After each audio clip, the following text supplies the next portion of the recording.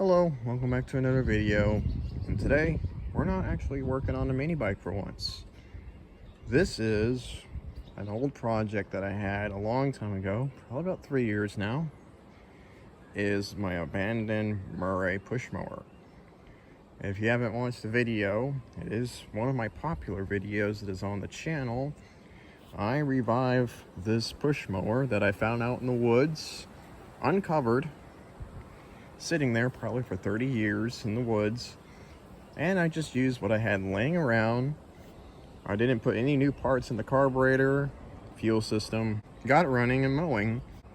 With that being said, I haven't really used it since that video. Until now, I actually do need this mower. Recently, last year, I tried using this mower and the fuel tank split it on me.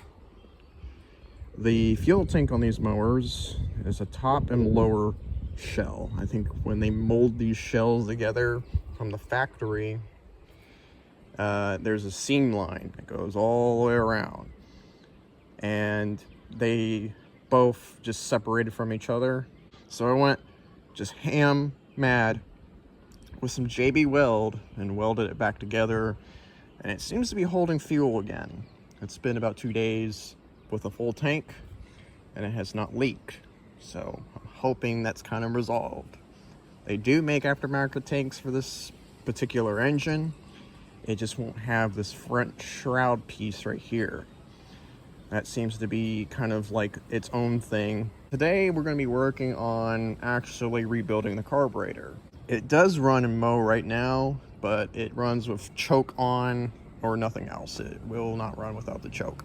I did not know while making that video 3 years ago that behind the carburetor, there's actually an O-ring back here that seals the carburetor against the intake manifold, just like you see on a dirt bike carburetor. I'm kind of curious to think that that's not even there anymore. So it's just sucking air. I know it was running lean when I made that video, but surged really bad. I wonder if that's the leak and it's causing the engine to run lean due to that. I have some stuff pulled apart because I had to take the shell off the top of the engine. But here I got some fuel line, the cheapest carburetor rebuild. And it's actually not a rebuild, it's actually just a carburetor. But I plan taking this apart and using its guts inside the original carburetor. There's really nothing wrong with that carburetor. It really just needs a new float and needle. That's it. That's the original filter.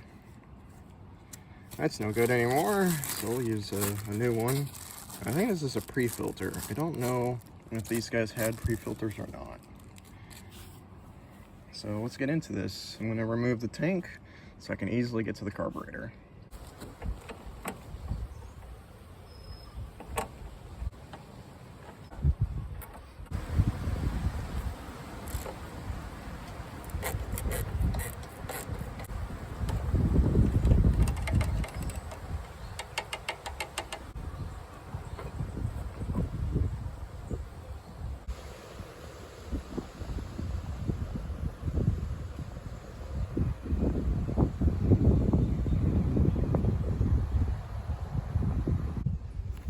So I just have the gas tank draining into another gas tank.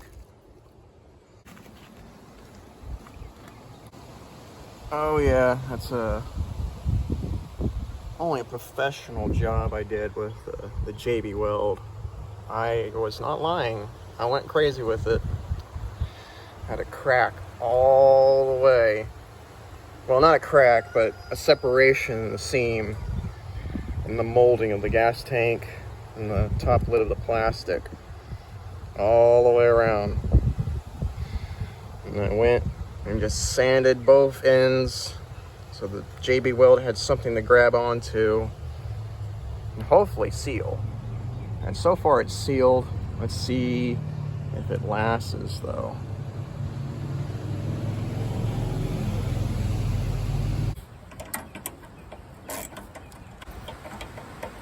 Let's see this one.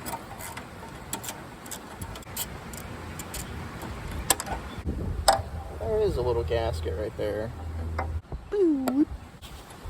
see if I can get it. Screwdriver. That's the first time I'd seen light in a long time. It seems to be pretty pliable. Well, it was pliable. Now I actually really do need a new one. Yeah, it's a little dry rotted. You can see it, the cracks in the sun. I was probably letting some air in, get into the engine. Let me just go ahead and install it while I'm here. It's definitely more expanded than the other one was. The other one kind of looks like it shrunk a good bit. So I've taken the carburetor off of that engine, and we're doing a little bit of a comparison between a new Chinese carburetor versus the original factory carburetor. And visually they look to be about the same. They're definitely looking the same on this side of the carburetor, and when I swip them over to this way, you'll start seeing differences. This, I'm pretty sure, is an idle speed screw for your idling, and then you also have, I believe this is also the idle throttle stop screw. It prevents the engine like dying from too far to an idle, because it adjusts that throat of the carburetor. Where this one here does not have that for either of the two. It does have the holes there, so I could, you know, drill and tap those to have a jet to be installed into them. To save you about 40 minutes of worth of content that I recorded that is needlessly annoying to watch and having to edit it all out, I just put new gaskets on the old carburetor. None of the new parts were interchangeable. Great. I just love using Chinese junk on an old carburetor. So we're just going to skip about 40 minutes ahead, and you don't have to watch all that. Okay, I have skipped a few steps. I have put the airbox back on. Carburetor is mostly stock except for gaskets, and clean the carburetor. So that's it. That's all I've done. Yeah, this is a butch job. I really do not want to put a brand new carburetor on this engine. I know these Chinese carburetors are just junk. So with that being said, I'm going to put the fuel tank back on this machine. There's gas still pissing out of this thing. Great.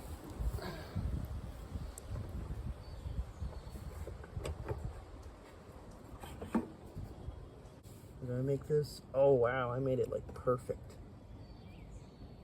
I just guessed.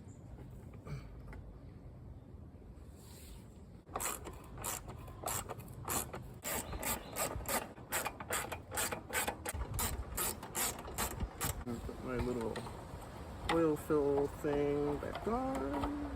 If I can find the right thing that does not feel like it's going. There we go. And the quantum power. Quantum power.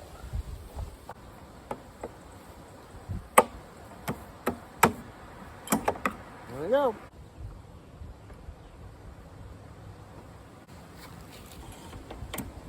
Choke. And off. Yep. Turn on the fuel valve.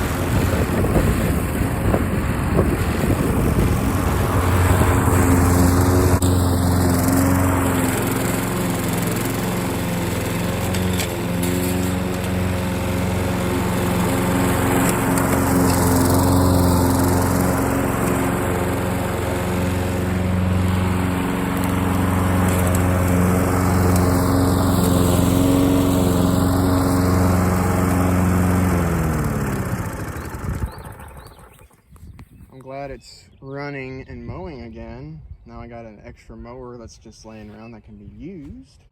I don't know if I'm gonna make another video of this thing. Maybe in the future I might do something else. But other than that, this is how it's gonna be and how it's gonna mow for the rest of its life, probably.